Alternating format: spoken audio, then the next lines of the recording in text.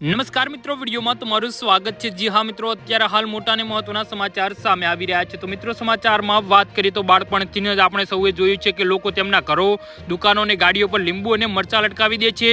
મોટા ભાગે લોકો આવું નજરદોસ્તી બચવા માટે કરે છે, તો કેટલાક લોકો તેને માત્ર અંધવિશ્વાસ માને છે, તો કેટલાક લોકો તેની પરંપરા અમે આસ્થા સાથે જોડીને જોઈએ છીએ।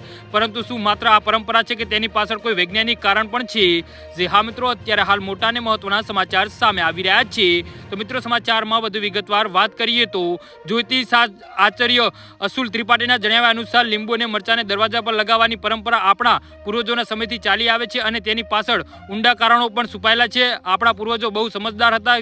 તેઓ કોઈને કામ પાછળ કોઈને કોઈ નક્કર કારણ રાખતા હતા। જી હા મિત્રો, અત્યારે હાલ મોટા અને મહત્વના સમાચાર સામે આવી રહ્યા છે।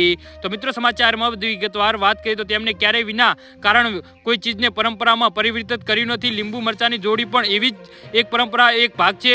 એવું મનાય છે કે લીંબુ અને મરચા એવી શક્તિઓ છે જેને નકારાત્મક ઉર્જાને તેની અંદર ખેંચી લે છે। જી હા મિત્રો, અત્યારે હાલ મોટા અને મહત્વના સમાચાર સામે આવી રહ્યા છે।